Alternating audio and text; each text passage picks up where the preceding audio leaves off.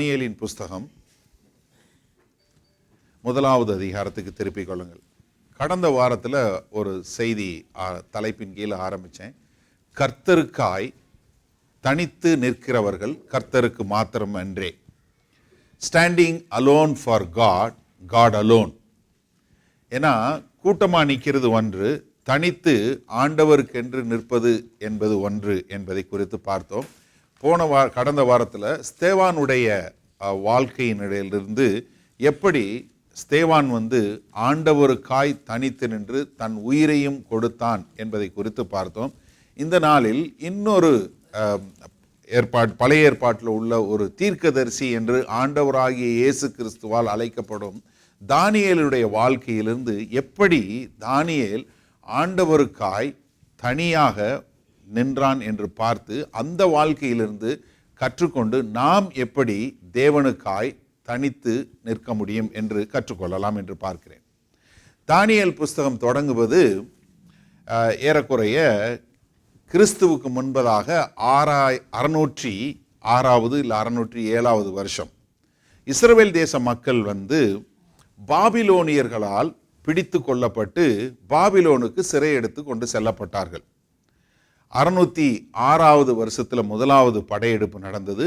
பின்னதாக நேபுகாத் நேச்சர் அவரே பர்சனலாக படையெடுத்தது 597வது ஆண்டில் அழித்துட்டு போனாங்க. 586வது ஆண்டு மொத்தத்தையும் அழித்து எருசலேமே ஒன்றுமில்லாமல் ஆக்கி எல்லாரையும் கொண்டு போயிட்டாங்க.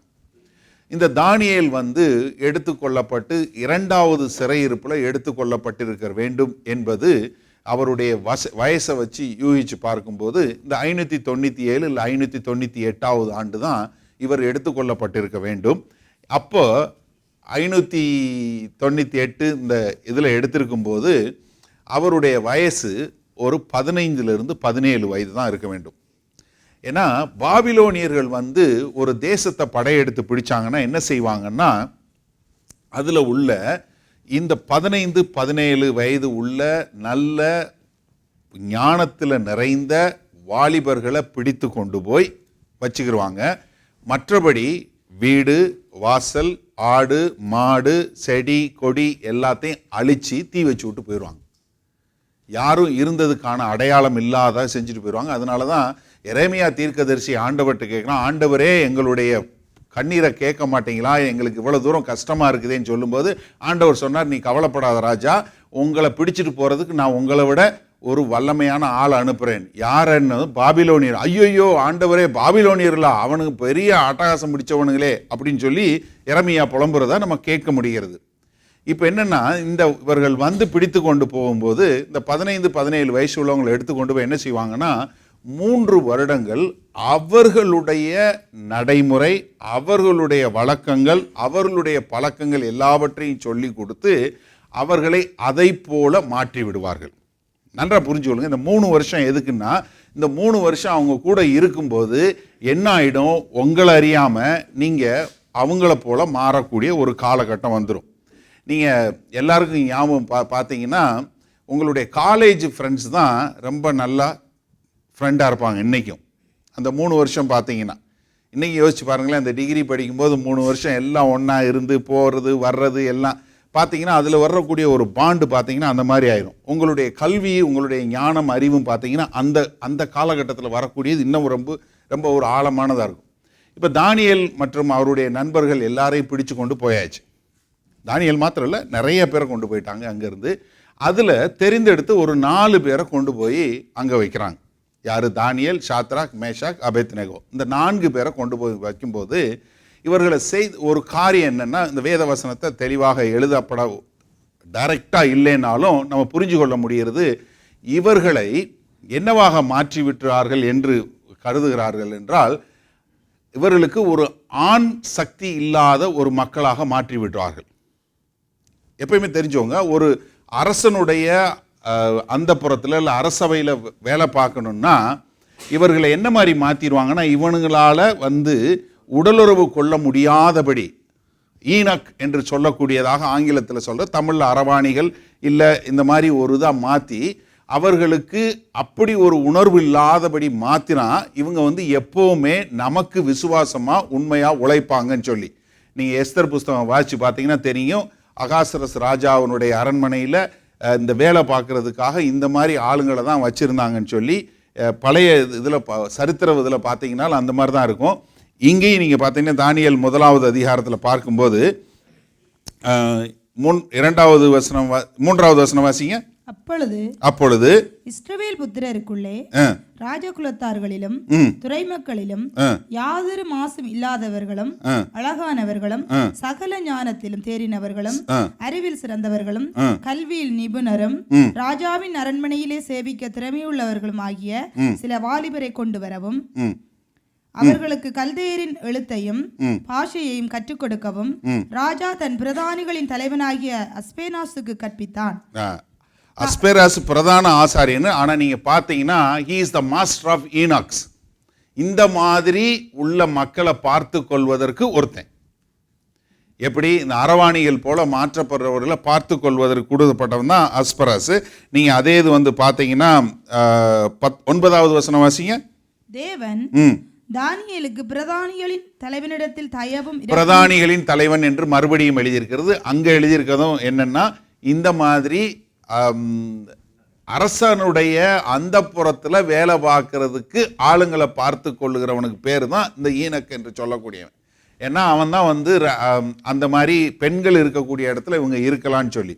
இப்போ தானியேல் வந்து 15 to 17 வயசுன்னு வச்சுக்கிறோம்.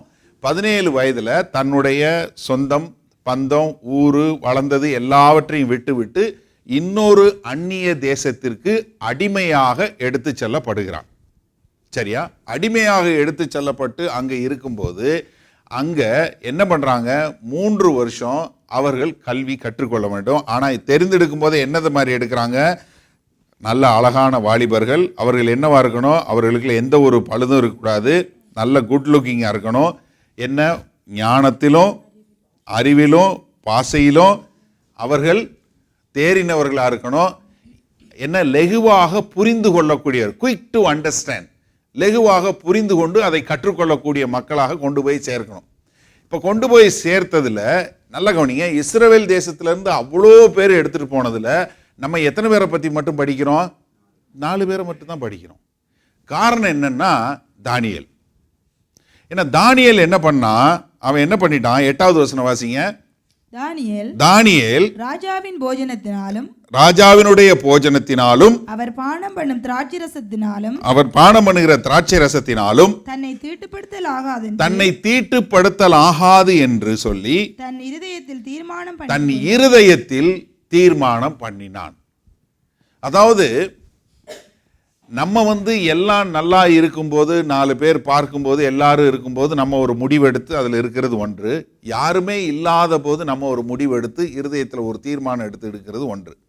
இங்கே தானியேல் என்ன பண்ணுறான், அடிமையாக எடுத்து செல்லப்பட்ட இன்னொரு தேசத்தில் அங்கு கொடுக்கக்கூடிய பதார்த்தங்களையும் திராட்சை ரசத்தை நான் குடிக்க மாட்டேன், என்னைய அதன் மூலமாய் தீட்டுப்படுத்த மாட்டேன், லேவியராகமத்தில் உள்ள ஒரு கற்பனையை கை கொள்ளக்கூடியதாய் என்னை நான் மற்றவர்களுக்கு படைத்த ஆகாரத்தையோ இதையே பண்ணக்கூடாது, சாப்பிடக்கூடாதுன்னு சொல்லி தன்னை தீட்டுப்படுத்தக்கூடாது என்று சொல்லி இருதயத்திலே முடிவு செய்து அவன் என்ன பண்ணுறான், தன்னை தனியாக பிரித்து எடுத்து வைக்கிறான். நல்லா கவனிங்க, நீங்கள் ஆண்டவருக்காய் வாழ வேண்டும், நான் ஆண்டவருக்காய் ஒரு காரியத்தை செய்ய வேணும்னு சொல்லி நீங்கள் உங்களை நீங்கள் பிரித்து எடுத்து வைக்கும்போது நீங்கள் அதற்கேற்ற கிருபையும் பெறுவீங்க, அதற்கு உதவி செய்யக்கூடிய மக்களையும் நீங்கள் கண்டுகொள்வீங்க. தானியேல் அப்படி செய்த மாத்திரத்தில் தானியேல் கூட இன்னும் ஒரு 3 பேரும் சேர்ந்து கொள்ளக்கூடிய காரியம் என்ன, நமக்கு ஏற்ற மக்களை தான் அட்ராக்ட் பண்ணுவோங்கிறத பார்க்குறோம். எப்படி உங்களுக்கு உங்களை மாதிரி ஆளுங்க கூட தான் நீங்கள் சேருவீங்க, இனத்தோட தான் சேருன்னு சொல்லுவாங்க. அந்த மாதிரி நீங்கள் ஆண்டவருக்காய் வாழக்கூடிய, நான் ஆண்டவருக்காய் வாழப்போகிறேன்னு ஒரு தீர்மானம் எடுத்து பண்ணும்போது கொஞ்சம் வீக்காக இருக்கிறாள் கூட இவரை மாதிரி நானும் வாழ முடியும்னு சொல்லி அவர் கூட சேரக்கூடியதை நீங்கள் பார்க்க முடியும். ஏன்னா நீதிமொழிகள் 29:18 அயன் ஷார்பன்ஸ் தி அயன், இரும்பு பட்டையை தீட்டுறது போல நீங்க யாரு கூட சேர்றீங்கிறது வந்து அது என்ன பண்ணுன்னா உங்களை அந்த மாதிரி ஆளும் கூட கொண்டு போய் சேரும். இப்ப நீங்க தேவனுக்காய் வைராக்கியமாய் நான் வாழ வேண்டும் சொல்லும்போது தேவனுக்காய் வைராக்கியமாய் வாழுகிற மக்களோடு நீங்க போய் சேர்வீங்க. இப்ப தானியேல் அந்த மாதிரி முடிவு பண்ணதுக்கு அப்புறம் தானியேல் என்ன பண்றாரு, கூட ஒரு சாத்ராக், மேஷாக், அபேத்நேகோ என்று 3 பேரும் சொன்னதுக்கு அப்புறம் இவங்களை எல்லாருக்கும் வேற பேரு கொடுத்து அவங்களுக்கு வந்து வேறு ஒரு வெறும் காய்கறியை மட்டும் வேக வச்சு கொடுக்குறாங்க. காய்கறி மட்டும் ஒரு 10 நாளைக்கு வந்து கொடுத்து பாரு, நாங்கள் சாப்பிட்றோம், அதுக்கப்புறம் நீ சோதிச்சு பாரு, எங்களையும் மற்றவர்களையும் சோதிச்சு பாரு, அதுக்கப்புறம் நீயே முடிவு பண்ண சொன்னதுக்கப்புறம் 10 நாளைக்கு அப்புறம் அந்த பிரதான தலைவன் வந்து பார்க்குறான், இவர்கள் எல்லாரை விட நல்லா இருக்கிறதுனால என்ன பண்ணுறான், சரி உங்களுக்கு நீங்கள் தீட்டுப்பட வேணாம், நீங்கள் இப்படியே இருந்துக்கோங்க அப்படின்னு சொல்லி முதலாவது ஒரு தீர்மானம் பண்ணி நீங்கள் ஆண்டவருக்காய் வாழணும்னு சொல்லும்போது தேவனுடைய கிருபை கிடைக்கிறது மாத்திரமல்ல, நீங்கள் அப்படியே இருக்க முடியும், மற்றவர்களும் உங்களை தொந்தரவு செய்ய மாட்டாங்க. நீங்கள் பிள்ளைங்கிட்ட சொல்லி பாருங்கள், இதை செய்யாதன்னு சொல்லி, ஆனால் பிள்ளை ஒரு நேரம் ஒரு முடிவு எடுத்து நான் அந்த மாதிரி செய்ய மாட்டேன் அப்படின்னு ஒரு முடிவு எடுத்துட்டான்னா, நீங்கள் யூனிவர்சிட்டிக்கோ இல்லை எங்கேயோ எங்குள்ள ஹாஸ்டலுக்கோ இல்லை எங்கேயும் போகும்போது நான் பையன் வந்து நான் தண்ணி அடிக்க மாட்டேன், இல்லை நான் சிகரெட் பிடிக்க மாட்டேன் அப்படின்னு ஒரு முறை சொல்லிட்டான்னா போதும், அதுக்கப்புறம் யாரும் இவன் கிறிஸ்தவன், இவன் குடிக்க மாட்டான்னு கூப்பிடவே மாட்டான். முதல் தடவை நீங்கள் லேசாக அப்படியா நல்லா இருக்குமா, டேஸ்டாக இருக்குமா, சும்மா ஒரு சும்மா லேசாக சிப் பண்ணி பார்க்குமா அப்படின்னா அவ்வளோதான், உங்களை கவுத்திடுவான். முதல்ல இலவசமாக வாங்கி கொடுப்பான், அப்புறம் நீங்கள் எல்லாத்தையும் நீங்கள் இழக்கிறதுக்கு அளவுக்கு பண்ணிடுவாங்க. முதல்ல நீங்கள் சொல்லுங்கள், நான் இல்லை, நான் இப்போ செய்ய மாட்டேன், நான் கிறிஸ்தவன், நான் செய்ய மாட்டேன், நான் சிகரெட் பிடிக்க மாட்டேன், நான் தண்ணி அடிக்க மாட்டேன், அந்த மாதிரி காரியங்கள் செய்ய மாட்டேன்னு சொல்லி பாருங்கள், அதுக்கப்புறம் உங்களை தொந்தரவு பண்ண மாட்டான். ஆனால் நீங்கள் ஆரம்பத்திலே கொஞ்சம் அப்படியா நல்லா இருக்குமா போகலாமா அப்படின்னா முடிஞ்சது. நல்லா தெரிஞ்சவங்க. ஏன்னா தானியேல் அந்த மாதிரி சொன்னதுனால தானியேல் இன்னும் ஒரு 3 பேரை வந்து நல்லபடியாக இன்ஃப்ளூயன்ஸ் பண்ண முடிஞ்சது. அது மாத்திரமல்ல, அந்த 3 பேரும் ஆண்டவருக்காய் வைராக்கியமாக வாழ்ந்தாங்க. இப்போ 17 வயசு, இப்போ நம்ம ஊரில் வந்து 17 வயசில் பையன்கிட்ட நம்ம பேசுறது கஷ்டம். பையனோ பொண்ணோ 17 வயசுல பிள்ளைங்கிட்ட நம்ம பேசணும்னா நமக்கு ரொம்ப ரொம்ப கஷ்டம். அது பெற்றோர்களுக்கு மிகவும் கஷ்டம்.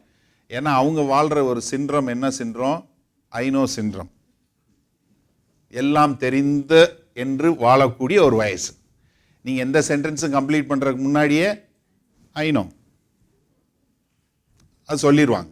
ஏன்னா நீங்கள் உங்களுக்கு 2 வாலிப பிள்ளைங்க மட்டும்தான் இருக்காங்க, பாவம் மாட்டிக்கிட்டாங்க இன்னைக்கு. ஏன்னா அது ஏதாவது சொன்ன உடனே என்ன ஐநோ. அப்போ அப்படி பிள்ளைங்கிட்ட நீங்கள் சொல்லி அவங்கள தேவனுக்காய் வைராக்கியமாய் வாழ வைக்கணுங்கிறது மிக முக்கியம். இவங்க வாழ்கிறாங்க. அது மாத்திரமல்ல, 3 வருஷம் அவர்கள் கல்தேயர்களுடைய கல்வி, கல்தேயருடைய ஞானம், கல்தேயருடைய வழக்க முறைகளை படித்தாலும் அதில் தேர்ந்தவர்களாக வந்தாலும் ஆண்டவருக்காய் வைராக்கியமாய் வாழ்வதை விட்டுவிடவில்லை. இதுதான் முக்கியம்.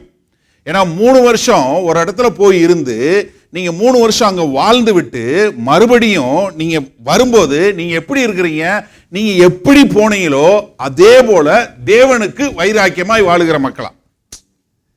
அதாவது என்ன மாதிரி வாழல, உங்களுடைய வாழ்க்கை முறை மாறல, உங்களுடைய நடைமுறைகள் மாறல, உங்களுடைய ஆண்டவருக்கான உள்ள வைராக்கியம் மாறல.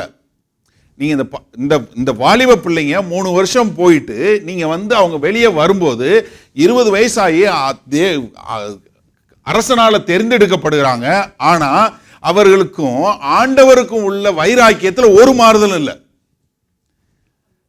நன்றாக புரிஞ்சு கொள்ளுங்க. நான் நிறைய வாலிபர்கள் நிறைய பேர் யூனிவர்சிட்டிக்கு போன பிள்ளைங்கள அப்பா அம்மா கூட உட்காந்து நான் நிறைய ஆலோசனை பேசியிருக்கேன், அந்த பிள்ளைகளோட கதைச்சிருக்கேன்.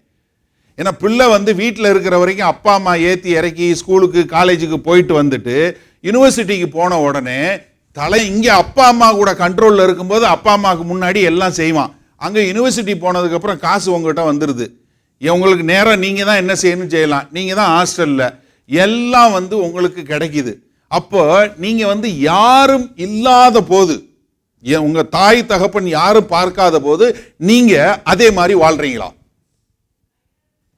நிறைய பேர், நான் ஒருத்தர் 2 பேர் இல்லை, நம்ம தமிழ் பேசக்கூடிய நம்ம மக்களில் எவ்வளவோ யூனிவர்சிட்டி ஸ்டூடெண்ட் போய் யூனிவர்சிட்டியில் போய் ஒன்றுமில்லாமல் போனவர்கள் நிறைய பேர் இருக்காங்க. ஏ லெவலில் நமக்கு தெரிஞ்ச கொஞ்சம் இதுலேயே வந்து பார்த்தீங்கன்னா ஏ லெவலில் நல்ல மார்க் எடுத்தவங்க, இவங்கெல்லாம் டாக்டராக வருவாங்க, இவங்கெல்லாம் இந்த மாதிரி வருவாங்கன்னு சொன்னவங்க இன்னைக்கு ஒரு யூனிவர்சிட்டி டிகிரியே கம்ப்ளீட் பண்ண முடியாமல் வேறு வேறு காரியங்களில் அடிமையாகி ஒன்றுமில்லாமல் போனதை எனக்கு நல்லா தெரியும். காரணம் என்னன்னா, உங்களோட கமிட்மெண்ட் வந்து மற்றவர்களுக்காக இருக்கக்கூடாது.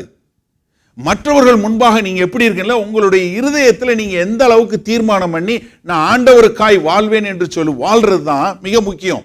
ஏன்னா இங்க தானியேல் ஆண்டவருக்காய் தன்னை அர்ப்பணித்து ஆண்டவருக்காய் ஒப்பு கொடுத்து போய் 3 வருஷம் ஒரு கல்தையை வளர்க்கப்புறம் இருந்தாலும் அவனுக்கும் ஆண்டவருக்கும் உள்ள வைராக்கியத்தில் ஒரு சின்ன இடைவெளி கூட இல்லை. அப்படி வாழ்ந்த தானியேல் என்ன பண்றாங்க, அப்பாயின்ட் பண்ணதுக்கு அப்புறம் 2வது அதிகாரத்தில், தானியேல் 2வது அதிகாரத்தில் ஒரு காரியம் நடக்குது. நேபுகாத்நேசர் வந்து ஒரு கனவு காண்றார். இந்த அரசர்கள் அந்த காலத்தில் வாழ்ந்தவங்கலாம் மகா லொல்லு பிடிச்சவங்க. கனவு கண்டுட்டு என்னோட கனவு இதுக்கு அர்த்தம் சொல்லுன்னு கேட்கல, நீ கனவையும் சொல்லு அர்த்தத்தையும் சொல்லு, அப்பதான் நீ உண்மையான அறிவாளின்னு ஒத்துக்குருவேன், இல்லைன்னா எல்லாரையும் கழுத்தை வெட்டிடுவேன். ரொம்ப சிம்பிள். இந்த காலத்தில் மாதிரி என்கொயர்லாம் கிடையாது, கோர்ட்டு கிடையாது, ஒன்றும் கிடையாது. ஒன்று சொல்லு, இல்லைன்னா கழுத்து வெட்டப்படும், இவ்வளோதான். 2 தான் ஸ்ட்ரைட்டு. நீ இது இருந்தேன்னா உனக்கு பொற்காசு, இல்லைன்னா அவ்வளோதான், தலை இருக்காது. கடைசியில் யாரு, தானியேல் ஜெபம் பண்ணி தானியேல் அதுக்கான அர்த்தத்தை சொன்ன மாத்திரத்தில் அங்கே என்ன நடக்குது, 2வது அதிகாரம் 47வது வசனம் 46 வாசிங்க. 2வது அதிகாரம் தானியேல் 2:46. அப்பொழுது ராஜாவாகிய நேபுகாத்நேச்சார் முகங்குப்புற விழுந்து தானியேலை வணங்கி அவனுக்கு காணிக்கை செலுத்தவும். நல்ல கவனிங்க, நீங்க ஆண்டவருக்காய் வைராக்கியமா வாழ்ந்தீங்கன்னா ஆண்டவர் மற்றவர்களை உங்ககிட்ட கொண்டு வருவார். அரசன் அவன் யாரு காலில் விழுகிறான், அவனுக்கு கீழே வேலை பார்க்கிற தானியேல் காலில் விழுகிறான்.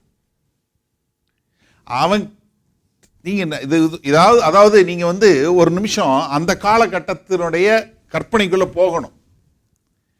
எப்படி ஒரு அரசன் நேபுகாத்நேச்சர் வந்து எப்படி சொல்றதுன்னா, ஒரு பெரிய வல்லமை வாய்ந்த ஒரு அரசன், அவனும் எதிர்த்து ஒன்றும் பண்ண முடியாது, அந்த அளவுக்கு ஒரு மகா வல்லமை பொருந்திய அரசன். அவன் வந்து யாரு காலில் விழுகிறான், தானியேலுடைய காலில் விழுந்து முகங்குப்புற வணங்கி என்ன சொல்றான் பாருங்க, அவனுக்கு காணிக்கை செலுத்தவும் தூபங்காட்டவும் கட்டளையிட்டான். ராஜா தானியேலை நோக்கி நீ இந்த மறைபொருளை வெளிப்படுத்தினபடியினால் மெய்யாய் உங்கள் தேவனே தேவன், தேவர்களில் தேவன். நீங்க நல்ல கவனிங்க, உங்களை கொண்டு போய் எந்த ஒரு நிலைமையில ஆண்டவர் உயர்த்துறதுக்கு காரணம் என்னன்னா, அவர் யார் என்று வெளிப்படுத்துவதற்கு தான். உங்களை பெரிய ஆளாக்குறதுக்கு இல்லை. ஏன்னா இன்றைக்கு நிறைய தவறுகள் நடக்கிறது காரணம் என்னன்னா, ஒரு அபிஷேகத்தில் வந்து உங்களால் வந்து குணப்படுத்த முடியுது, இல்லை ஆண்டவர் உங்களை வந்து தீர்க்க தரிசனத்தில் உபயோகப்படுத்துறாரு, இல்லை ஆண்டவர் உங்களை வந்து இதில் உபயோகப்படுத்துறாருன்னா உடனே என்ன ஆயிடுது, எல்லாம் தரைக்கு மேலே ஒரு 10 அடியில் தான் நடக்கிறாங்க. யாரும் வந்து ஒரு மனத்தாழ்மையாக நடக்கிறது இல்லை. ஆனால் இங்கே பாருங்க, தானியேல் காலில் விழுந்து வணங்கி அவன் என்ன சொல்றான், மெய்யாகவே என்ன உங்களுடைய தேவனே தேவன். வாசிங்க. தேவனும் ராஜாக்களுக்கு ஆண்டவரும் மறைபொருள்களை வெளிப்படுத்துகிறவருமாய் இருக்கிறார் என்றான். பின்பு ராஜா தானியேலை பெரியவனாக்கி அவனுக்கு அநேகம் சிறந்த வெகுமதிகளை கொடுத்து அவனை பாபிலோன் மாகாணம் முழுவதுக்கும் அதிபதியாகவும் பாபிலோனில் உள்ள சகல ஞானிகளின் மேலும் பிரதான அதிகாரியாகவும் நியமித்தான். நல்ல கவனிங்க, பாபிலோன்ல இப்ப பெரிய ஆளு தானியேலா மாத்திட்டாரு. அடுத்த வசனம் வாசிக்க. தானியேல் ராஜாவை வேண்டிக் கொண்டதின் பேரில் இப்ப தானியேல் வந்து ராஜாட்ட வேண்டிக் கொள்றான். என்ன? அவன் சாத்ராக்கையும் மேஷாக்கையும் ஆபேத்நேகோவையும் பாபிலோன் மாகாணத்து காரியங்களை விசாரிக்கும்படி வைத்தான். இப்ப தானியேல் வந்து என்ன ஆயிட்டாரு, அவர் பெரிய ஆளாதனால அவங்க கூட இருக்கவங்களும் ப்ரொமோஷனுக்குள்ள வந்துட்டாங்க. நடக்கும்போது எவ்வளவு வருஷம் ஆயிடுச்சுன்னா, இவர்கள் பாபிலோனுக்கு வந்து 7 வருஷம் ஆயிடுச்சு. நல்லா கவனிங்க. 17 வயசுல வந்தாங்க. 20 வயசுல என்ன ஆயிடுச்சு, இவங்களுக்கு ப்ரொமோஷன் வந்துருச்சு. தானியேல் வந்து 20-21 வயசுல அவரை வந்து பாபிலோன்லேயே பெரிய ஆளா மாற்றி உட்கார வச்சுட்டாரு. கூட இருந்த 3 பேரையும் பாபிலோனுடைய அதிகாரிகளை ஒரு கவர்னரா மாற்றி அவங்களையும் வச்சுட்டார். வச்சதுக்கு அப்புறம் ஒரு 4 வருஷம் இவர்கள் அதிகாரத்தில் இருக்கிறாங்க. நல்லா கவனிக்கணும். சும்மா வந்து ஆபீஸ்ல போய் கிளர்க்கா வேலை பார்க்கல, அரசவையில் போய் சும்மா உட்காந்துருக்கல, இல்லை அந்த புறத்தில் போய் ராணிகளுக்கு திராட்சை ரசமும் சாப்பாடும் கொடுக்கல. தயவுசெய்து நல்லா புரிஞ்சு கொள்ளுங்க. ஏன்னா உங்களுக்கு இது புரிஞ்சாதான் அவர்களுடைய ஆண்டவருக்காய் வாழ்ந்த வைராக்கியம் புரியும். ஒரு மாநிலத்தினுடைய கவர்னரா வாழ்ந்தான்னா எந்த அளவுக்கு இருந்திருப்பான் யோசிச்சு பாருங்க. நீங்க வீட்டில் நேரம் இருக்கும்போது நல்லா வாசிச்சு பாருங்க. நெகமையான்னு ஒரு புஸ்தகம் இருக்கு. அவன் என்னவா இருந்தான், அரசனுக்கு அகாசரஸ் ராசாவுக்கு ஒயின் கப்பு கொடுக்குறவனா இருந்தான். என்ன எதுக்காக அவனை முதல்ல வந்து இது பண்ணி வச்சிருப்பான்னா, அரசன் எது சாப்பிட்டாலும் எது குடிச்சாலும் ஒயின் குடிக்கிறதுக்கு முன்னாடி இவன் குடிக்கணும், இவன் ஜாகலைன்னா தான் அரசன் குடிப்பான். அதுக்கு தான் அவனை எருசலேமுக்கு வந்து தேவாலயத்தினுடைய வால் கட்டணும்னு சொல்லி, மதில் கட்டணும்னு சொல்லி அவன் அங்கே வரும்போது அவனுக்கு ஒரு கவர்னருக்கான அந்தஸ்து கொடுக்கப்படுது. அப்போ எவ்வளோ பேர் கூட வர்றான் அவனுக்கு? காவலுக்கு ஏறக்குறைய 100 பேர் வர்றான். அவனுக்கு எங்கே தங்குவதற்கு மாளிகை, அவனுக்கு தங்குவதற்கு அவன் சாப்பாடு, அவனுக்கு சமைக்கிற சாப்பாடை சாப்பிட்டா வேலை பார்க்குறவெல்லாம் சாப்பிட்ற அளவுக்கு. அப்போ ஒரு கவர்னர்னு சொல்லி சொன்னா அவ்வளவு மரியாதை, அந்தஸ்து, பொருளாதாரம், அதிகாரம் எல்லாம் உண்டு. இப்படி இருக்கும்போது நேபுகாத்நேச்சர் என்ன பண்றாரு, தன்னை போல ஒரு 90 அடியில ஒரு பெரிய பொன்னால சிலையை செஞ்சு எல்லாரும் இதைத்தான் வணங்கணும், வணங்கலைன்னா உன்னை என்ன போடுறோம், அக்கினியில தூக்கி போட்டுருவோம். கொஞ்சம் தண்டனையை வேறு பத்தமா கொஞ்சம் நல்லா என்டர்டெயின் பண்ற மாதிரி பண்றாரு. கழுத்தை வெட்டுறதெல்லாம் போர் அடிச்சிருச்சு. அதனால என்ன பண்ண போறோம், அக்கினியை கொளுத்தி அதுல தள்ளி விட்டுருவோம்டா. ஏன்னா சாகிறத நாங்கெல்லாம் பார்க்கணும், அப்பதான் நீங்க எல்லாம் பயந்து வாழ்வீங்க அப்படின்னு சொல்லக்கூடியதா. இப்போ இந்த 3 பேரும் என்ன செஞ்சிருப்பாங்க? நீங்க இருந்திருந்தா என்ன செஞ்சிருப்பீங்க?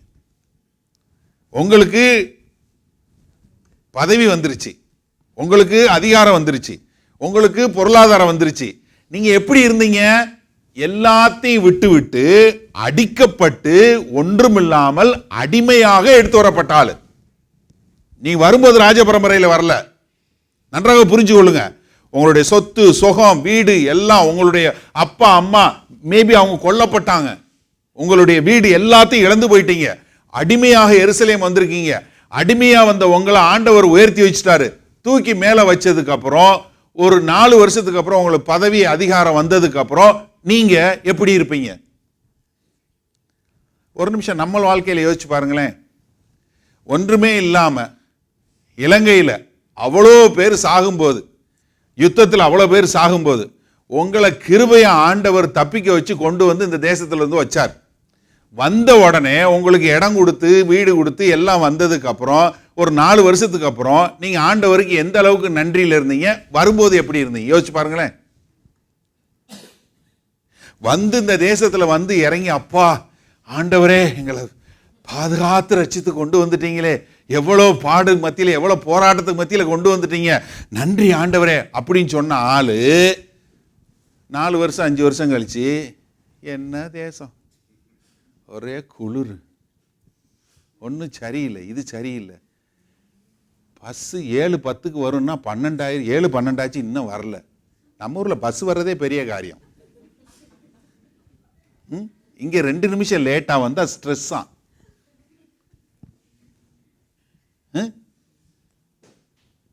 8 மணிக்கு ட்ரெயினுக்கு போனா ஒரே கூட்டம். ஏப்பா 2 பேர் நிற்பான் உள்ள, அவ்வளோதான். இதுக்கு பேர் நம்ம ஊரில் ஒரே கூட்டம். நம்ம ஊரில் போய் ட்ரெயினில் ஏறிப்பாரு. எத்தனை பேர் பாம்பேயில் ட்ரெயினில் போயிருக்கீங்க? நீங்கள் ஒன்றும் முயற்சியே பண்ண தேவையில்லை. உள்ளே போகிறதுக்கு வெளியே வர்றதுக்கு நீங்கள் முயற்சியே பண்ண தேவையில்லை. நீங்கள் உங்களை பொசிஷன் பண்ணி அங்கே போய் நின்ட்டா போதும், அவனே உள்ளே கொண்டு வருவான், அவனே வெளியே கொண்டு வந்துடுவான். ஒரு ஸ்டேஷனில் ஒரு கம்பார்ட்மெண்ட்டுக்குள்ள 100 பேர் ஏறுவான், 150 பேர் இறங்குவான். எல்லாம் வந்து 15 செகண்ட் 10 செகண்ட்ல நடக்கும். உங்களுக்கே ஆச்சரியமா இருக்கும், எப்படி நான் உள்ள பிளாட்ஃபார்ம்ல நிக்கிறேன்னா ட்ரெயினுக்குள்ள நிக்கிறேன்னான்னு தெரியாது உங்களுக்கே. போய் பாருங்க, ரொம்ப ஒரு உன்னதமான அனுபவம். ஆனா நம்ம இங்க வந்துட்டு எல்லாத்தையும் லொட்ட சொல்லுவோம். எப்படி? ஒண்ணும் இல்ல, 4 வருஷம் தான் ஆயிருக்கும். நம்ம பிள்ளைங்களுக்கு கேளுங்க, தமிழ் பேசுறத விடுங்க, தண்ணி சொல்ல சொல்லுங்க, வாட்டர் சொல்ல சொல்லுங்க, ஏஜே எல்லாம் ஞாபகம் இருக்கு. நம்ம கணேஷ் பையன் ஏஜே, அவன் வந்து முதல்ல வந்து புதுசுல இது பேசிட்டு ஸ்கூலுக்கு போயிட்டு வந்து வாட்டர் கேள்றான்னா வாட்டர் என்னடா கேட்குறான், எங்களுக்கு வாட்டர்னு புரியுறதுக்கே கொஞ்சம் காலம் ஆச்சு. இவ்வளவு மாறுகிற நம்ம, இவங்க இவ்வளவு அதிகாரம் ஒரு பக்கம், இவ்வளவு வசதி ஒரு பக்கம், ஆனா இன்னொரு பக்கம் என்ன? சரியான மிரட்டல். நீ இதை வணங்கலேன்னா நீயும் அக்கினியில போடப்படுவ. யோசிச்சு பாருங்களேன், நீங்க வணங்கலைன்னா உனக்கு சம்பளம் கிடையாது, இல்ல உனக்கு ப்ரொமோஷன் கிடையாது, இல்ல நீ சாப்பிட முடியாதுன்னு சொன்னா சரி 2 நாள் சாப்பிடாம இருந்துக்கலாம், நாங்க அந்த காலத்துல அப்படித்தான் இருந்தோம்னு சொல்லி இருந்துடலாம். ஆனா இது அப்படி இல்லை, வாழ்வா சாவா, வாழ்வா சாவா. அப்ப அவங்க என்ன செய்யறாங்க? என்ன ஆனாலும் சரி நாங்க செய்ய மாட்டோம். 3வது அதிகாரம் 17வது வசனம் சொல்ற கேளுங்க. அவங்க நேபுகாத்நேசரை பார்த்து சொல்றான், பாபிலோன்ல மாகாணத்துல கவர்னரா இருக்கிற இந்த சாத்ராக் மேஷாக் அபித்நேகோ என்று சொல்லக்கூடிய 3 பேரும் வாழ்வா சாவான்னு முடிவெடுக்க போறதுக்கு முன்னாடி சொல்லக்கூடிய காரியம் பாருங்க. நாங்கள் ஆராதிக்கிற எங்கள் தேவன், நாங்கள் ஆராதிக்கிற எங்கள் தேவன் எங்களை தப்புவிக்க வல்லவராயிருக்கிறார், எங்களை தப்புவிக்க வல்லவராயிருக்கிறார். அவர் எரிகிற அக்கினி சூளைக்கும், அவர் எரிகிற அக்கினி சூளைக்கும், ராஜாவாகிய உம்முடைய கைக்கும், ராஜாவாகிய உம்முடைய கைக்கும் நீங்களாக்கி விடுவிப்பார், நீங்களாக்கி விடுவிப்பார். இது நமக்கு ரொம்ப பிடிச்ச வசனம். இது பாட்டிலையும் பாடுவோம், ரொம்ப அருமையா பாடுவோம். இது நல்ல ராகம், இந்த நல்ல ராகம், அதனால நல்லா மெட்டு கட்டி பாடுவோம். ஆனா அடுத்த வசனத்தை விட்டுருவோம். எப்படி? அடுத்த வசனத்தை விட்டுருவோம். விடுவிக்காமல் போனால் எப்படி?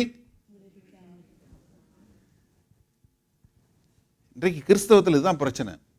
நம்ம எல்லாம் விடுவிப்பாரு, இயேசு உன்னை குணப்படுத்துவார், இயேசு உன்னை ரட்சிப்பார், இயேசு உன்னை இப்படியே சொல்லி சொல்லி வளர்த்ததுனால நமக்கு இந்த டிசப்பாயின்மெண்ட்டு, இல்லை ஒரு நேரம் ஒன்று நடக்கலைன்னா எங்க ஆண்டவர் போங்க, என்ன சிஸ்டர் சர்ச்சுக்கு வரல, என்ன பிரதர் சர்ச்சுக்கு வரல, அதெல்லாம் எல்லாம் இப்படித்தாங்க, நம்மளும் தான் பார்த்தோம் இது நடக்குன்னாங்க, ஒன்றும் நடக்கலை. என் ஹஸ்பண்டு வந்து ரட்சிக்கப்பட்டாருன்னா நான் சர்ச்சுக்கு வர்றேன், இல்லைன்னா அவங்களுக்கு குணமாச்சு பாஸ்டர் அவங்களுக்கு ஜெபம் பண்ணுங்க, அவங்க குணமாயிட்டாங்கன்னா அந்த குடும்பமே ஆண்டவருக்குள்ள வந்துருவாங்க. நிறைய பேர் சொல்லுவாங்க, நீங்களும் சொல்லியிருப்பீங்க முதல்ல ஆரம்ப காலகட்டங்களில். யோசிச்சு பாருங்களேன், அது இல்லை. வாசிங்க 18வது வசனம் வாசிங்க. விடுவிக்காமல் போனாலும், விடுவிக்காமல் போனாலும் நாங்கள் உம்முடைய தேவர்களுக்கு ஆராதனை செய்வதும் இல்லை, நாங்கள் உம்முடைய தேவனுக்கு ஆராதனை செய்வதில்லை. நல்லா தெரிஞ்சவங்க, எங்களுடைய ஆராதனை தேவன் ஒருவருக்கு மாத்திரமே, வேற யாருக்கும் கிடையாது. சாகவும் தயார். இப்படி ஒரு ஜனக்கூட்டத்தை தான் ஆண்டவர் தேடுறார். ஆனா நம்ம என்ன செஞ்சிடறோம்? வீட்டில இருந்து விக்கிரகத்தை எடுத்து வெளியே போட்டுறோம். ஆனா மனசு பூரா விக்கிரகம் தூக்கி வச்சிடறோம். நம்ம யார் வீட்லயும் இப்ப சிலை கிடையாது. அல்லேலூயா, கர்த்தருக்கு ஸ்தோத்திரம். எல்லாம் எடுத்து வெளியே போட்டாச்சு. சிலை வழிபாட்டை தவிர்க்கவும்னு வேற வசனம் வேற இருக்கு எல்லாம். அதனால ஓகே பாஸ்டர், எங்க வீட்டில் ஒரு சிலையும் இல்லை. ஆனா உள்ளம் பூரா சிலையாயிடுச்சே, இருதயம் பூரா ஒரே சிலையா கோயிலா கட்டியில வச்சிருக்கீங்க. ஒண்ணு உங்க வீடு, இல்ல உங்களுடைய தொழில், இல்ல உங்களுடைய பணம், இல்ல உங்களுடைய மனைவி, இல்ல கணவன், இல்ல பிள்ளை. நம்ம தாய்மார்களுக்கு நிறைய பேருக்கு பிள்ளை தான் கடவுள். எப்படி? பிள்ளை தான் கடவுள். அதுக்கப்புறம் தான் எல்லாமே. அது ஆண்டவராக இருந்தால் 2வது தான் அடுத்து. நம்ம தமிழ் மக்களை மாறி பிள்ளைகளுக்கு சாப்பாடு கொடுக்குற சகோதரிகள் நான் உலகத்தில் எங்கேயுமே பார்த்தது. நானும் எத்தனையோ பேர் பாடுறேன். நம்ம வெள்ளைக்காரன் பாருங்க, ஒரு தட்டில் வந்து 4 ரொட்டியை பிச்சு போட்டுருவோம், சாப்பிடும், அது பாட்டு உட்காந்து சாப்பிடும். ஆனால் நம்ம பிள்ளைக்கு சாப்பிட்றா ராசா, இந்த பக்கம் பிப்பா பிக்கு, இந்த பக்கம் அது தாமஸ் ட்ரெயின், இந்த பக்கம் இது, அந்த பக்கம் டிவி எல்லாம் போட்டு அவள் பூனா வாந்தி எடுப்பான், மறுபடியும் விடுறதில்லை, கழுவிட்டு மறுபடியும் ஊட்டுறது. அவனுக்கு வேணுமா வேணாங்கிறது முக்கியம் இல்லை, எனக்கு கொடுத்தாதான் புள்ள சாப்பிட்டதுன்னு அர்த்தம். யோசிச்சு பாருங்க.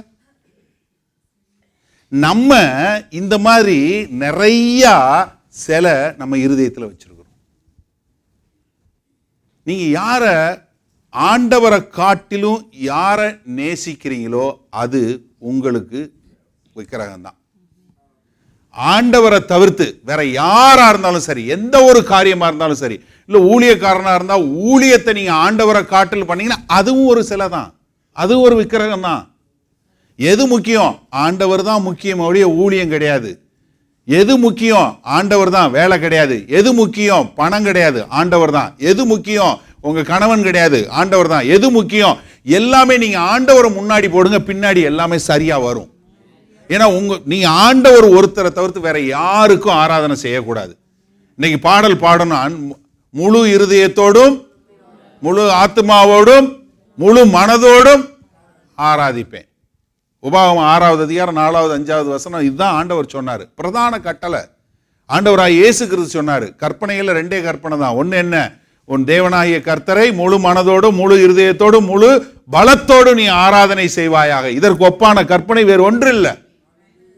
இதை நீங்க முதல்ல பிடிச்சு கொள்ளணும். ஏன்னா தானியேலுக்கு இருந்த அந்த காரியம், தானியேல் கூட இருந்ததுனால சாத்ராக் மேசாக் அபேத்நேகோவுக்கு வந்துச்சு. கவர்னர் பதவி முக்கியம் இல்ல, உயிரும் முக்கியம் இல்ல.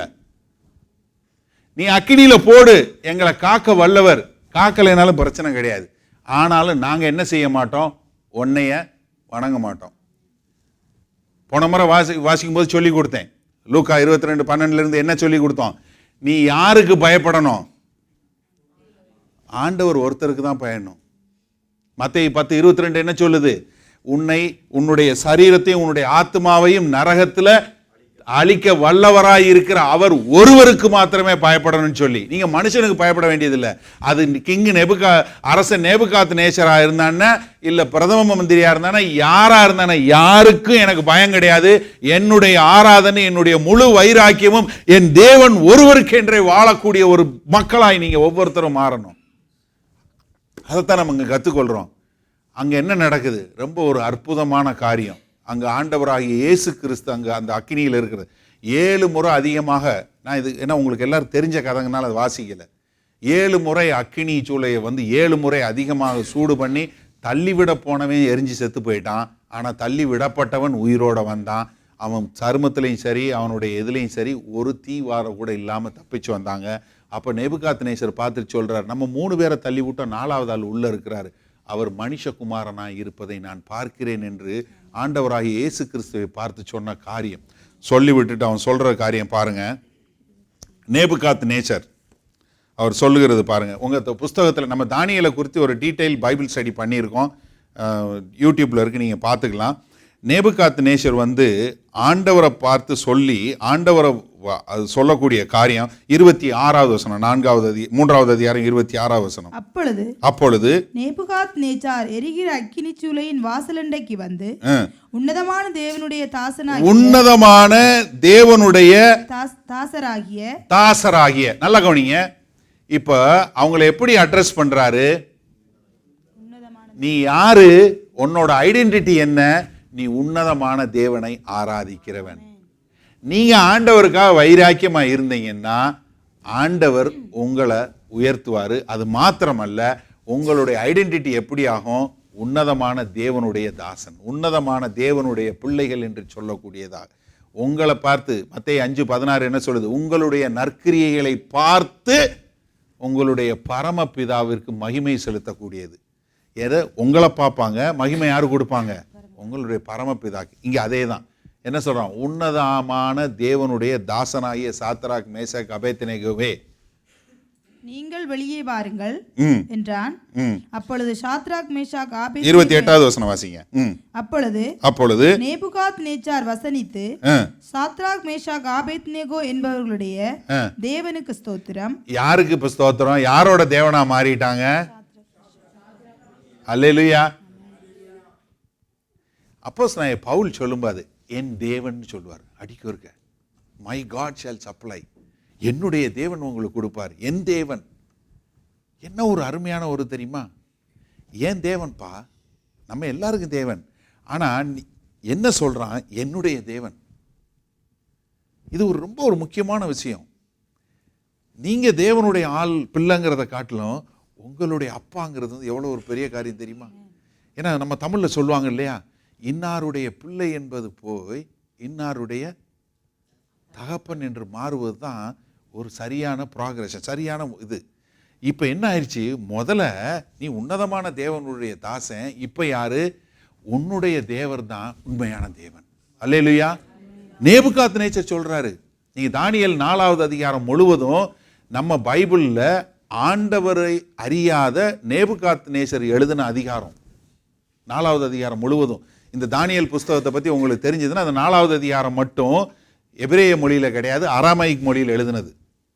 ஏன்னா அவர் சொன்னது அதை அப்படியே இந்த அதிகாரத்தில் எழுதியிருக்காங்க. அப்படி சொன்னவர் இதெல்லாம் முடிஞ்சு நேபுகாத்நேச்சர் வந்து 539வது வருஷம் 539 இறந்து போயிறார். 538 இறந்து போயிறார். அதுக்கப்புறம் ஒரு 4 வருஷத்துல ஒரு 3 கொலை நடக்குது அங்கே. அவர் பையன் வர்றான், பையன் அரசனாக இருக்கும்போது அவனுடைய மருமையை வந்து பையனை கொன்று, அவன் 2 வருஷம் இருக்கும்போது அவன் கொண்டுட்டு அவன் ஆட்சி எடுக்கிறான். அதுக்கப்புறம் அவனை கொண்டுட்டு இன்னொரு பையன் ஆட்சி எடுக்கிறான். இந்த குழப்பெல்லாம் முடிஞ்சதுக்கப்புறம் இப்போ பாபிலோனியர்களை அழிப்பதற்கு ஆண்டவர் பெர்சிய தேசத்திலிருந்து ஆளுங்களை கொண்டு வர்றார். ஏன்னா இப்போ அவங்களுடைய நிறைவு, இஸ்ரவேல் தேச மக்களுடைய சிறையிருப்பு 70 வருஷம் இருக்கணும். இந்த 70 வருஷம் முடியும் போது பாபிலோனிய அரசாங்கம் முடிவுக்கு வரணும். இப்ப என்ன வரணும்? பெர்சிய ராஜா வர வேண்டும். இப்ப பெர்சிய தேசத்திலிருந்து யாரு வர்றா? பெர்சிய ராஜா வந்து இவங்களை எடுக்கிறார். யாரு? கோரேஸ் என்று சொல்லக்கூடிய கோரேஸ் வந்து தரியஸ், இல்லைன்னா தரியஸ் சொல்லுவாங்க, இல்ல கோரேஸ், ரெண்டு தான். அவர் வந்து என்ன பண்றாங்க? இவங்களை பெல்சசார், கடைசியாக அதற்கு பின்பாக ஆட்சி செய்யக்கூடிய பெல்சசார் வந்து இருக்கும்போது பெல்சசாரை மாத்திரம் கொலை செய்து விட்டு தரியஸ், சைரஸும் கோரஸ் என்று சொல்லக்கூடிய அவர்கள் பெர்சிய ராஜாவினுடைய கட்டுப்பாட்டு கீழே இப்போ தேசம் வந்துருது. இப்போ 6வது அதிகாரத்துக்கு வந்துருங்க. இப்ப தானியேலுக்கு 75 வயசு. எவ்வளவு வயசு? 75 வயசு. எத்தனை வயசுல உள்ள வந்தாரு? 17 வயசுல வந்தாரு. 75 வயசுனா எத்தனை வருஷம் அங்க இருக்கிறாரு? 58 வருஷம் இருக்கிறார். இதுல எத்தனை வருஷம் ஆட்சி புரியறவரா இருக்கிறாரு? ஏறக்குறைய 55 வருஷம் வந்து ஆட்சியில் இருக்கிறார். நீ நல்லா யோசிங்க. 1 வருஷம் 2 வருஷம் இல்ல, 55 வருஷம் ஒரு பெரிய மாகாணத்தினுடைய கவர்னரா இருந்து அவரை கேட்டுத்தான் எல்லாம் செய்யணும். அரசனா இருந்தாலும் தானியேலை கேட்டு செய்யின்னு சொல்லக்கூடிய அளவுக்கு தேவனுடைய ஞானத்துல அழகா அற்புதமா இருக்கக்கூடிய தானியேல். அப்ப தானியேலுக்கு எப்படி இருந்திருக்கும்? தானியேல் எப்படி இருந்தாரோ இல்லையோ, நம்ம 55 வருஷம் ஒரு மாகாணத்துக்கு கவர்னரா இருந்தா நீங்க எப்படி இருப்பீங்க? யாரையும் மதிக்க மாட்டோம்ல. ஓய் என்ன அப்படி அப்படி கண் பார்த்தா எல்லாம் செய்யணும், இல்லைன்னா ஆளை தூக்கிடுவோம். கண் பார்த்தா அந்த மாதிரி 75 வயசு ஆயிருச்சு. நல்ல கவனிங்க. இப்போ இவர் எந்த அளவுக்கு இந்த தேசத்துல இதாயிருக்கணும், ஒன்றா மாறி இருக்கணும். 3 வருஷம் இருந்தாரு, ஓகே. அதுக்கு அடுத்து ஒரு 4 வருஷம் வந்த புதுசா கூட இருந்திருக்கலாம், அதிகாரம் இருந்தாலும் ஓகே. 20 வருஷம், 25 வருஷம், 30 வருஷம், 40 வருஷம், 50 வருஷம், 55 வருஷம் ஆட்சியில இருக்கும்போது இப்போ ஒரு சம்பவம் நடக்குது. நல்ல கவனிங்க. ஆரம்பம் இல்லை, ஆரம்பம் மாத்திரம் இல்லை, 50 வருஷம் அதிகார தோரணை இருந்தோம், 50 வருஷம் எல்லா காரியம் இருந்தும் இப்ப நடக்கக்கூடிய ஒரு காரியம். இவர்கள் கீழே இருக்கிறவங்களாம் என்ன பார்க்குறான்? தானியேலை எப்படியாவது மாட்டி விட்டுறணும், தானியேலை எப்படியாவது பிரச்சனை கொண்டு வந்துடணும்னு பார்க்குறான். ஆனால் என்ன பண்ண முடியல. அதில் 6வது அதிகாரத்தில் 3வது வசனம் வாசிங்க. இப்படி இருக்கையில் தானியேல் பிரதானிகளுக்கும் தேசாதிபதிகளுக்கு மேற்பட்டவனாயிருந்தான். பாருங்க, எல்லாருக்கும் மேற்பட்டவனவன். பிரதானிகள், ஆசாரியர் எல்லாருக்கும் மேற்பட்டவனாக இருந்தான். தானியேலுக்குள் விசேஷித்த ஆவி இருந்தமையால் தானியேலுக்குள் விசேஷித்த ஆவி இருந்தமையால் அவனை ராஜ்யம் முழுமைக்கும் அதிகாரியாக ஏற்படுத்த ராஜா நினைத்தான். ராஜ்யம் முழுவதற்கும். ஓகே, சரி, அடுத்து. அப்பொழுது பிரதானிகளும் தேசாதிபதிகளும் ராஜ்யத்தின் விசாரிப்பிலே தானியேலை குற்றப்படுத்தும்படி முகாந்திரம் தேடினார்கள். ஆனாலும் ஒரு முகாந்திரத்தையும் குற்றத்தையும் கண்டுபிடிக்க எப்படியா? ஆனாலும் ஒரு குற்றத்தையும் ஒரு முகாந்திரத்தையும் கண்டுபிடிக்க முடியல. எப்படிங்க? 55 வருஷமா இவ்வளவு தூரம் ஆட்சியில் இருக்கிற ஒருத்தனை எதிர்த்து ஒன்றுமே கண்டுபிடிக்க முடியல. உங்களுக்கு எவ்வளோ பேருக்கு இந்தியன் பாலிடிக்ஸ் தெரியும் தெரியல. நான் அவ்வளோ தூரம் ஃபாலோ பண்ணுறல, இருந்தாலும் கொஞ்சம் கொஞ்சம் பார்க்குறேன். டெல்லியில் அரசாங்கத்தை பிடிச்சது ஊழலுக்கு எதிராக அமைக்கப்பட்ட ஒரு ஆட்சி அமைப்பு தான் வந்து ஆட்சி பிடிச்சது. அவங்களுடைய ஒரே கொள்கை என்ன? ஊழலுக்கு எதிராக இருப்போம்னு சொல்லி யங்ஸ்டர்ஸாக ஒரு வாலிபம் மற்றும் ஒரு படித்த மக்கள் உள்ள ஒரு கட்சி தான் வந்துச்சு. அதில் உள்ளவர் தான் இப்போ சீஃப் மினிஸ்டராக இருக்கிறாரு. அவர் லஞ்சம் வாங்கினாருன்னு சொல்லி இப்போ பெரிய பிரச்சனை நடந்துட்டு இருக்கு. இந்த ஆட்சி எதுக்காக ஆரம்பித்தாங்க? ஊழலுக்கு எதிரானதுன்னு ஒன்று ஆரம்பித்தாங்க. ஆனால் அவங்க கட்சியிலே அவங்க கீழே உள்ள ஏற்கனவே ஒருத்தர் லஞ்சம் வாங்கினாருன்னு சொல்லி அவர் போயிட்டாரு. இப்போ அதனுடைய பிரதானமாக இருக்கிற அந்த சீஃப் மினிஸ்டர் அவர் லஞ்சம் வாங்கினாருன்னு சொல்லி அவர் கீழே உள்ளவரே குற்றம் சாட்டி இன்னைக்கு ஒரு பெரிய பிரச்சனை போய் கொண்டு இருக்கு.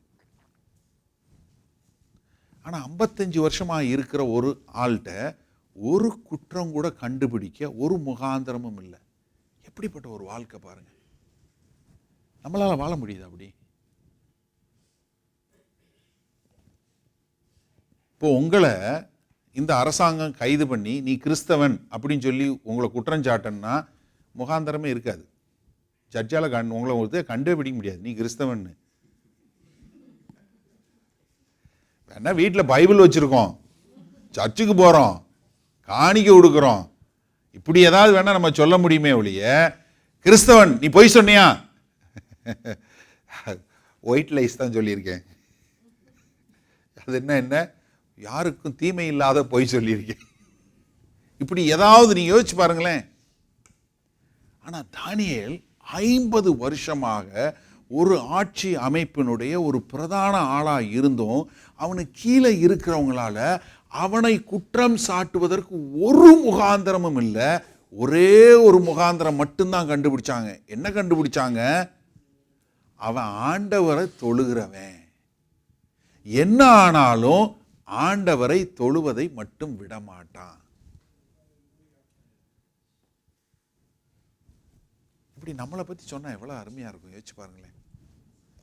என்ன வேணாலும் சொல்லுங்க, அவர் ஆண்டவருக்காய் வைராக்கியமா வாழ்றவர் அப்படின்னு சொல்லி உங்களையும் என்னையும் குறித்து ஒரு சாட்சி சொல்ல முடியுமா? நம்ம கிறிஸ்டியானிட்டி, நம்ம சர்ச்சுக்கு வர்றதே ரொம்ப கன்வீனியண்டா தான் வச்சிருக்கோம். முடிஞ்சா வருவோம், எப்படி முடிஞ்சா வருவோம், மீதிக்கெல்லாம் ப்ரையாரிட்டி. கடைசியா எதுவுமே இல்லை, இந்த வீக்கெண்டு எதுவுமே இல்லையா சர்ச்சுக்கு போவோம். யோசிச்சு பாருங்களேன். ஆண்டவருக்கு ஒரு கமிட்மெண்ட். நான் சர்ச்சுக்கு வர்றது கமிட்மெண்ட்னு சொல்லல, தப்பாகவும் புரிஞ்சக்கூடாது. உடனே நான் சர்ச்சுக்கு வந்தேன் அதனால நான் ஆண்டவருக்கு வைராக்கியமா இருக்கேன்னு சொல்லிடக்கூடாது. அதாவது என்ன சொல்றேன்னா, நீ ஆண்டவருக்காய் வாழ்வது, ஆண்டவருக்காய் நான் வைராக்கியமா இருப்பேன், ஆண்டவரை ஆராதிப்பதும் ஆண்டவரை தொழுது கொள்வதும் தான் என்னோட முக்கியம், அதை நான் எக்காரணத்தை கொண்டு விடமாட்டேன் என்று சொல்லக்கூடியதாய் உங்க மேல குற்றம் சாட்டப்பட முடியாத அளவுக்கு நீங்க ஆண்டவருக்கு உண்மையுள்ளவராக இருக்கிறீங்களா? நீங்க அந்த 4வது அந்த வசனம் தொடர்ந்து வாசிங்க. 4வது வசனம் வாசிங்க. அவர்களால் கூடாதிருந்தது அவன் உண்மையுள்ளவனாயிருந்தபடியால் அவன் மேல் சுமத்த யாதொரு குற்றமும் குறைவும் காணப்படவில்லை. நீங்க ஆண்டவருக்கு உண்மையா இருந்தீங்கன்னா உங்க மேல எந்த குறையும் குற்றமும் யாராலையும் சொல்லவே முடியாது. மக்கள் என்ன வேணாலும் சொல்லட்டும், மக்கள் உங்களை பத்தி என்ன வேணாலும் சொல்லட்டும், நீங்க ஒரே ஒரு ஆளை மாத்திரம்தான் நீங்க ப்ளீஸ் பண்ணணும், அது ஆண்டவர் ஒருத்தர் மாத்திரமே. நீங்கள் ஆண்டவரை ஒரு ஆளை நீங்கள் பிரியப்படுத்தினீங்கன்னா ஆட்டோமேட்டிக்காக மீது எல்லாமே சரியாயிரும். அதனால தான் அப்போஸ்தலனாகிய பவுல் கலாத்தியருக்கு எழுதும்போது 1 கலாத்தியர் 1வது அதிகாரத்தில் சொல்லும்போது சொல்கிறாரு, 10வது வசனத்தில் சொல்கிறாரு, நான் ஆண்டவரை பிரியப்படுத்தாம மக்களை பிரியப்படுத்துகிறவனா இருந்தால் ஆண்டவரை பிரியப்படுத்த முடியாது என்று சொல்வதை நம்ம பார்க்கிறோம். அப்போ என்னன்னா இவங்க வந்து என்னவா இருந்தார், அவர் உண்மையுள்ளவனாக இருந்து அவர் மேலே குற்றம் கண்டுபிடிக்க முடியாத படி இருந்தாங்க. அதனால என்ன பண்ணாங்க, அவர்கள் வந்து ஒரு காரியத்தை பண்ணாங்க. தரியு ராஜாட்ட போய் இனிமேல் வந்து 30 நாளைக்கு, ரொம்ப நாளைக்கு இல்லை, எத்தனை நாளைக்கு, 30 நாள் தான், 30 நாளைக்கு உங்களை தவிர்த்து வேற யாரையும் வணங்கக்கூடாதுன்னு சொல்லி ஒரு சட்டம் போட்டு அனுப்புங்க. ராசா உடனே கையெழுத்து போட்டார். சந்தோஷம் தானே? என்னையை கேட்டு தான், இப்போ பாஸ்டர் அப்படி தானே சொல்லார், என்னையை கேட்டு தான் செய்யணும். எனக்கு தெரியாமல் வீட்டுக்கு கூட்டமா, ஓய் எனக்கு தெரியாமல் ஜெபமா, எனக்கு தெரியாமல் எல்லாம் நான் என்கிட்ட கேட்டு தானே செய்யணும். தயவு செஞ்சு புரிஞ்சு கொள்ளுங்க. நீங்கள் ஆண்டவருக்கு உண்மையாக இருந்தீங்கன்னா கண்டிப்பாக மீதி எல்லாமே சரியாக நடக்கும்.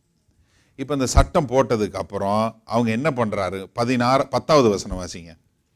தானியேலோ வென்றால் அந்த பத்திரத்துக்கு கையெழுத்து வைக்கப்பட்டது என்று அறிந்த போதிலும், பத்திரத்திற்கு கையெழுத்து வைக்கப்பட்டது என்று அறியாத போதில்லை, என்ன அறிந்த போதிலும். நல்ல கவனிங்க, என்ன சட்டம், நீ வந்து அரசனுக்கு பதிலாக வேற எங்கேயாவது நீ வணங்கினேன்னா, இப்போ இன்னும் கொஞ்சம் புதுமையான சட்டம் என்ன, முதல்ல கழுத்தை வெட்டுவோம், அடுத்து தீயில போடுவோம். இப்போ என்ன செய்கிறாரு, இது இன்னும் கொஞ்சம் வேடிக்கையாக இருக்கட்டும்னு சொல்லி சிங்க கோபியில் போடுவோம், சிங்கம் கடிச்சு சாப்பிட்றதை பார்த்து நாங்கள் கை தட்டுவோம்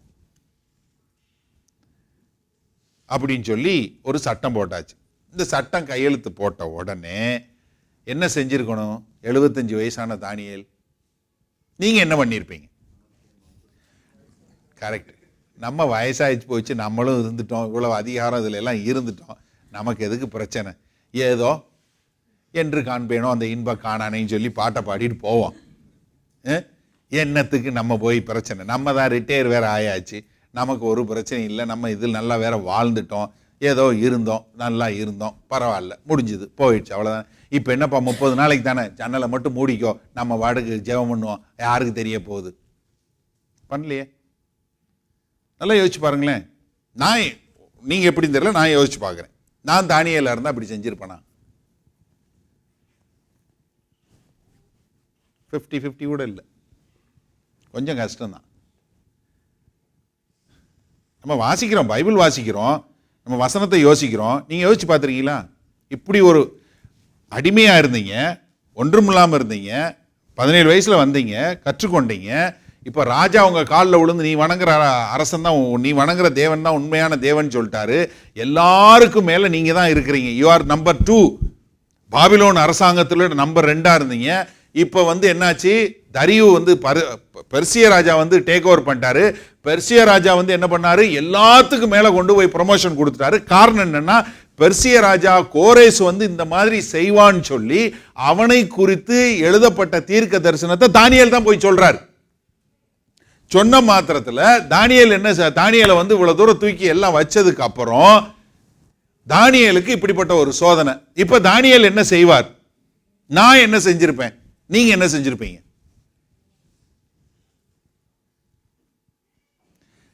நம்ம இவ்வளவு தூரம் போக வேணாம், சிங்க கேபியெல்லாம் போக வேணாம். உங்களுக்கு ஒரு விஷயம் தெரியும், உங்களுடைய கூட இருக்கிறவங்க இல்லை நம்ம பக்கத்தில் உட்காந்து இல்லை தள்ளி உட்காந்துருவங்க யாரோ ஒருத்தரை பற்றி ஒன்று தெரியும். அவங்கக்கிட்ட போய் நீங்கள் சொல்லதை நீங்கள் சொல்லுவீங்களா? நமக்கு எதுக்கு பிரச்சனை, அவங்க அப்புறம் நம்மளை தானே தப்பாக பேசுவாங்க, வேண்டாம், எதுக்கு யாரையும் கேட்டுக்கிட்டும் போட்டு நமக்கு என்ன? எப்படி கிறிஸ்தவ அன்பு சொன்னால் நம்மளை முறைச்சிக்கிடுவாங்க, அதனால் நம்ம ஒன்றும் சொல்ல வேணாம், போட்டும் விழுந்து சாவட்டும், நமக்கு என்ன, நம்ம சொன்ன நான் ஏற்கனவே சொன்னேன், அவன் கேட்கல, அதனால போட்டும் சாவட்டும். அன்பு காட்டுறோமா? என்ன நம்ம குற்றம் இல்லாதவங்களும் யோசிச்சு பாருங்களேன். தானியேல் 75 வயசான தானியேல், என்னால் இன்னும் வந்து இதை வந்து அவ்வளோ தூரம் காம்ப்ரிஹெண்ட் பண்ண முடியல. ஒரு 50 வருஷம் ஆட்சியிலிருந்து ஒரு பிரதான நிலைமையில் இருக்கக்கூடிய ஒரு தானியேலால் ஆண்டவருக்காய் வைராக்கியமாய் வாழ முடியுதான்? என்ன பண்ணுறான் பாருங்க. அறிந்த போதிலும் என்ன பண்ணா? தன் வீட்டுக்குள் போய் தன் வீட்டுக்குள் போய் தன் மேலறையிலே எருசலேமுக்கு நேராக தன் மேலறையிலே எருசலேமுக்கு நேராக பலகணிகள் திறந்திருக்க. என்ன திறந்திருக்க? பலகனி, ஜன்னல் திறந்திருக்க. ஜன்னலை மூடல. ஹலோ,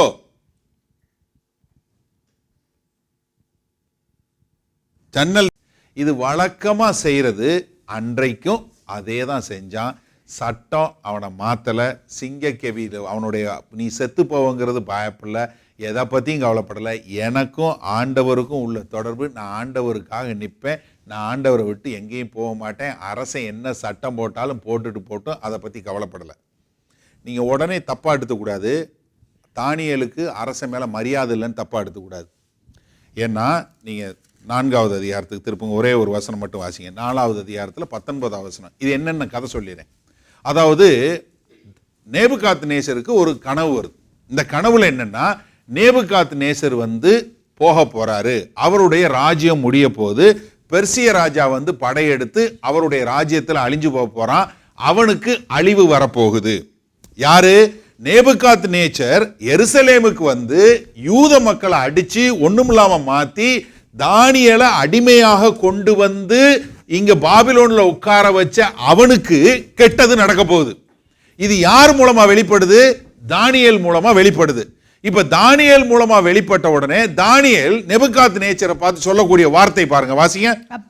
அப்பொழுது பெல்தஷாத்சார் என்னும் பெயருள்ள தானியேல் ஒரு நாளிகை மட்டும் திகைத்து சிந்தித்து கலங்கினான். ராஜா அவனை நோக்கி பெல்தஷாத்சாரே, சொப்பனமும் அதன் அர்த்தமும் உன்னை கலங்க பண்ண வேண்டியதில்லை என்றான். அப்பொழுது பெல்தஷாத்சார் தானியேல் பிரதியுத்தரமாக, ஆண்டவனே, என்ன சொல்றான்? அரசனை தூசணம் பண்றாள். நீ தப்பா புரிஞ்சு கொள்ள கூடாது. அரசன் சட்டம் போட்டா நீ சட்டம் போடுறா, உனக்கு எனக்கு சம்பந்தம் இல்லைன்னு சொல்ல. அரசனை என்ன சொல்றான்? என் ஆண்டவனே, அந்த சொப்பனம் உன் பகைவனிடத்திலும் அதன் அர்த்தம் உன் சத்துருக்களிடத்திலும் வரட்டும், உனக்கு வேண்டாம். என்ன சொல்றான்? ஐயா, உனக்கு அழிவு வரப்போகிறது எனக்கு ஆண்டவர் காட்டினாரு, அந்த அழிவு உனக்கு கூட வர வேணாம், உன் எதிரிக்கு வரட்டும் யான்னு. அப்ப எந்த அளவுக்கு தான் வேலை பார்க்கிற, தான் இருக்கக்கூடிய தான் இருக்கக்கூடிய அரசனுக்கு எவ்வளவு மரியாதையும் எவ்வளவு அன்பும் வைத்திருந்தான் என்பதை நம்ம புரிஞ்சு கொள்ளணும். அரசனை மதிக்காம உதாசீனமா சொல்லல. அந்த அரசனுக்காக நான் என்ன சொல்றேன்? ஐயா, நீ என்னை அடிச்சு துன்புறுத்துற, என்னை இவ்வளவு பாடுபடுத்துற, ஆனா என்ன இந்த அர்த்தம் உனக்கு வந்துடக்கூடாது, நீ எங்களுக்கு செஞ்சல, உனக்கு வரத்தாண்டா செய்யும் சொல்லல. நானா இருந்தாங்க அதான் சொல்லியிருப்பேன். நேபுகாத்நேசரே, யார் தெரியுமா? நாங்க தெரியுமா? எங்க ஆண்டவர் யார் தெரியுமாடா உனக்கு? எங்களுக்கு என்ன பண்ண? இப்போ உனக்கு வரப்போகுது பாரு. நம்ம நிறைய பேர் இதுதான் சொல்லியிருப்போம். ஆனா என்ன சொல்றான்? இது உனக்கு இல்லை, உன் எதிரி கூட வரக்கூடாது. அந்த ஆள் என்ன சொல்றான்? நான் மாற மாட்டேன், என்ன ஆனாலும் சரி நான் மாற மாட்டேன். சிங்கக்கெவியில தூக்கி போட்டுட்டு போயிடுறாரு ராஜா. அதுல 18வது வசனம் வாசிங்க. 6வது அதிகாரம் 18. பின்பு ராஜா தன் அரண்மனைக்கு போய் ராம் முழுவதும் போஜனம் பண்ணாமலும் கீதவாத்தியம் முதலானவைகளை தனக்கு முன்பாக வரவிட்டாமலும் இருந்தான். அவர் இப்ப ஃபாஸ்டிங் பிரேயர் நடத்துறார். அரசன் உள்ள தள்ளி விட்டுட்டு அவர் அங்க போய் ஃபாஸ்டிங் பிரேயர், உபவாசம். ரசம் வேணாம், சாப்பாடு வேணாம், சொரமண்ட மியூசிக் வேணாம், ஒண்ணு வேணாம். தூக்கம் இல்ல, ராத்திரி பூரா தூக்கம் இல்ல. யாருக்கு? தானியேல் தூங்கிட்டு இருக்கான் சிங்கக்கெவியில. ஐயா, நல்லா புரிஞ்சு கொள்ளுங்க. நீங்க ஆண்டவருக்காய் வைராக்கியமா வாழ்ந்தீங்கன்னா நீங்க தூங்குவீங்க, உங்களுக்கு தப்பு பண்றவங்க தான் தூக்கம் இல்லாம உட்கார்ந்துருப்பாங்க. அல்லேலூயா. நீங்க பேதுருவோட கதையை யோசிங்க. அப்போஸ்தலனுடைய 12வது அதிகாரத்துல பேதுரு சிறைச்சாலையில் இருக்கிறான். காலையில அவனை கழுத்தை வெட்ட போறாங்க. முந்தின நாள் நல்லா தூங்கிட்டு இருக்காரு. அயர்ந்த நித்திர. தேவதூதை தட்டி எழுப்புறான். அப்பதான் எந்திரிக்கான். நமக்கு சின்ன பிரச்சனைனாலே தூக்கம் வர மாட்டேங்குது பாஸ்டர், நித்திரையே வரமாட்டேங்குது. நமக்கு ஒண்ணுமே வரமாட்டேங்குது. ஐயோ இப்படி சொல்லிட்டாங்களே, அப்படி சொல்லிட்டாங்களே, இப்படி சொல்லிட்டாங்களே, அவ பார்த்துட்டாங்களே, இவங்க பார்த்தாங்களே, அவங்க அதை சொன்னாங்க, ஒருவேளை இதா இருக்குமோ அதா இருக்குமோ, அப்படியோ இப்படியோ, என்னைய பத்தி அவங்க என்ன பேசுறாங்க, இவங்க என்ன பேசுறாங்க, இப்படியே போட்டு ஓவர் டைம் வேலை பார்த்து ஆண்டவரையும் போட்டு குளறு பண்றது. ஆண்டவரே கண்ணீரை பாருங்க, ஆண்டவரே கண்ணீரை பாருங்கன்னு போட்டு உட்காந்து அழுது புலம்பி தள்ளுறது. ஏன்னா உங்களுக்கு ஆண்டவரை பற்றி தெரிஞ்சுன்னா நீங்க நல்ல அயர்ந்த நித்திரை அடிப்பீங்க. அவன் போய் எங்க சிங்க கபியில் உட்காந்து அவன் தூங்கிட்டு இருக்கான், சிங்க கபிக்குள்ள அனுப்பிச்சவன் உட்காந்து முழிச்சிட்டு இருக்கான், அவன் உபவாச ஜெபம் பண்ணிட்டு இருக்கான். இப்ப 22வது வசனம், அடுத்த நாள் காலையில, சிங்கங்கள் என்னை சேதைப்படுத்தாதபடிக்கு. இல்ல இது 20வது வசனம் வாசிங்க. ராசா முதல்ல என்ன கேட்கிறான் பாருங்க. ராஜா கெபியின் கிட்ட வந்தபோது, கெபியின் கிட்ட வந்தபோது துயர சத்தமாய் தானியேலை கூப்பிட்டு, துயர சத்தமாய் தானியேலை கூப்பிடுறான். அவன் தான் துயர சத்தம் கூப்பிட்டு, தானியேலே, தானியேலே, ஜீவனுள்ள தேவனுடைய தாசனே. யாரு? ஜீவனுள்ள தேவனுடைய தாசனே. ஏன்னா நம்ம ஆண்டவர் அதான் ரொம்ப வித்தியாசம். ஒரு நல்ல ஒரு இது, நம்ம ஆண்டவர் சாகல, ஜீவனுள்ள தேவன். God lives. ஜீவனுள்ள தேவனுடைய தாசனே, நீ இடைவிடாமல் ஆராதிக்கிற உன் தேவன். அவன் ஆராதிக்கிறத அரசன் சொல்றான். ஹலோ, நீங்க ஆராதிக்கிறத நீங்க சொல்ல வேணாம், அடுத்தவன் சொல்றான். நீ இடைவிடாமல் ஆராதிக்கிற தேவன் உன்னை சிங்கங்களுக்கு தப்புவிக்க வல்லவராய் இருந்தாரா என்று தானியேலை கேட்டான். தானியேலை கேட்டான். அப்பொழுது தானியேல், ராஜாவே நீ என்றும் வாழ்க, நீ என்றும் வாழ்க. சிங்கங்கள் என்னை சேதப்படுத்தாதபடிக்கு தேவன் தம்முடைய தூதனை அனுப்பி, தேவன் தம்முடைய தூதனை அனுப்பி அவைகளின் வாயை கட்டி போட்டார். வாயை கட்டி போட்டார். அதேனென்றால் அவருக்கு முன்பாக நான் குற்றமற்றவனாய் காணப்பட்டேன். ஆண்டவருக்கு முன்பாக நான் குற்றமற்றவனாக காணப்பட்டேன். அல்லேலூயா. நீங்க அதை செய்யுங்க, மீதி எல்லாம் சரியாகும். எல்லார் வாயும் கட்டப்படும். சிங்கம் வாய் மட்டும் இல்லை, எல்லார் வாயும் கட்டப்படும். ஏன்னா எல்லாருக்கும் பதில் சொல்லி நம்மளால மாளாது, வேஸ்ட்டு, பிரயோஜனம் கிடையாது. நான் நிறைய முறை சொல்லியிருக்கேன், மறுபடியும் சொல்றேன். யோசேப்போட கதையிலிருந்து ஒன்று தான் தெரிஞ்சுக்கணும். நீங்க போய் நல்லவன் யார்ட்டையும் சொல்லவே தேவையில்லை. யோசேப்பு யார்ட்டையுமே போய் சொல்லியே. ஜோசப் என்ன சொன்னாங்க?